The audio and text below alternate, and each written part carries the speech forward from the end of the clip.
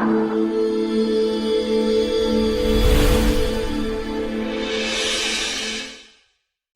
there was a little commotion at around 5. And I saw elders move with some young kids to the vestry, the church. 2 boys and 1 girl, around age 4, 5. So when I'm standing with these girls, one of them tells me, I need help. I say, what for? They say, how do you handle a 4-year-old child who's an addict of pornography? Mtu anipatie mtoto yake hapa ya 4 years. Nani yako 4 years hapa? Nani yako 4 years? Nani yako 4 years? Mama wewe hujafika hata 2 years. Ai mama. Uko how old? Uko how old mama? 2. Nani yako 4 years old? Adasa come mama. Come mama, come. Come. Sasa mama, nywele yako mzuri. Wamekwambia nywele yako ni smart. Nani alishuka wewe? Mama, very nice.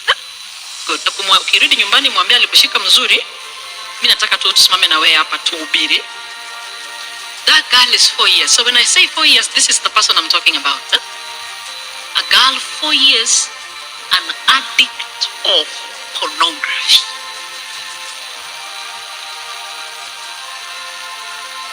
Adasaka, kwa kiti mama. So I asked the girl,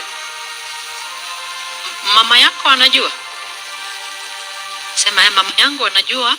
Alifanya nini? Alimchapa. See how stupid parents can get. Alimchapa. Didn't bother to dig deep. Alimchapa.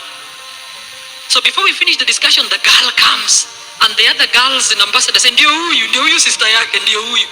I shed a tear. Because that is the age of Nana and Dindin, my twins. And I'm asking, Nana, Dindin, feeding on porn every single day. So when we are done, an elder comes to me and tells me, I saw a young girl come to you there. I say, yeah, what's wrong? So that girl was caught in the toilet with 2 boys having sex. How old are the boys? They are 4 years. Both boys are 4. The girl is 4. Caught having sex in the toilet, church toilet. So that was the commotion at 5. So what did you do to them? They began with the suspect. Do you know the suspect? Who's the suspect in that group? The boy. And they began and say, mulikuwa mnafanya nini huyu msichana? And the boy saying, hapana, ni yeye alituambia. That girl stepped out and said, wewe, nilikuambia usiseme. The small girl. Nitakupiga niliwaambia msiseme. The small girl. Where does she even get that strength? These are 4-year-olds. So when I sit with parents like this and they say that topic is too big for our ambassadors, we are talking about hii group ndogo inaitwa nini? Igabiba. Wewe unasema ni kubwa for ambassador na mimi naongea na pornography addict wa 4 years.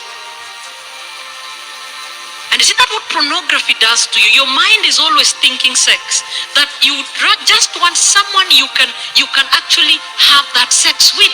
So when this girl comes to church, what she does, she identifies kids her age and teaches them how to do what?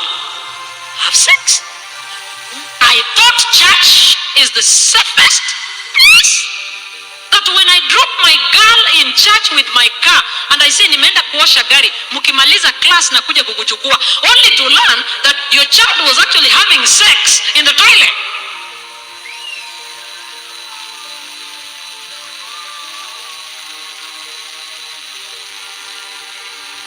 They are also caught in school doing those things in the toilet. And a parent does not even care. You don't even know what is going on. The best you can do when you're told is spank your child.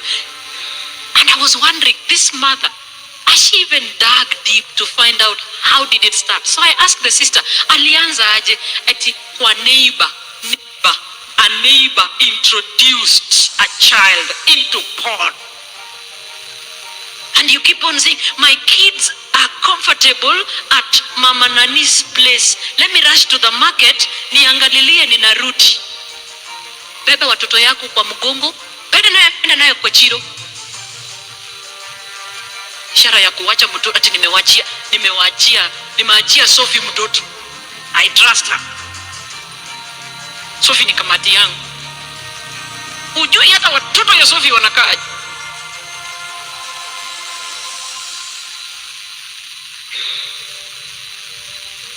And that is how they grow slowly. By the time they're getting into high school, they turn out to be lesbians.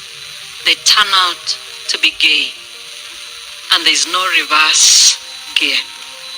And there's nothing you can do about it. And technically the devil has locked them out of where? Heaven. Where were you at that time? So Proverbs says, train up a child in the way he should go, and when he grows, he will not depart from it.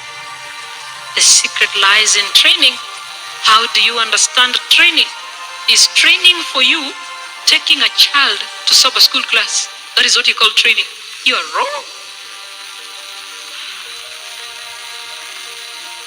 How much have you invested in your child in terms of time, in terms of finances that go into their training? How much?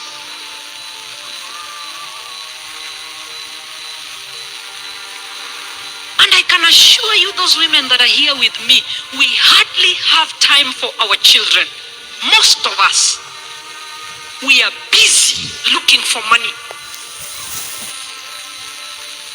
Because last time I checked, the mother is the first teacher. In the first school, which is the home, how much time do you have for your child? And the training, I was reading the book Child Guidance today in the morning, and White says that training begins at babyhood. The moment you hold your child in the hand, the training begins there. But does it begin for us there? No. You are in a hurry to finish your maternity leave and go back to work. In fact, in your status on your phone, we keep reading, any leads to a DM, that's a domestic work. You want us to find you a DM. I'm soon going back to work. And we didn't even who's the DM? Where do they come from? What values do they hold? Do we bother? We don't. What you bother is that you don't lose your job. And even when you come back late in the evening, you have no time with those kids. And at times the one defiling them is actually the DM. I know of kids that are today lesbians, courtesy the one they stayed with in the what? In the house. The one they stayed with in the house. So let us stop burying our heads in the sand as a church and continue to live like these issues are not in our church. They are here.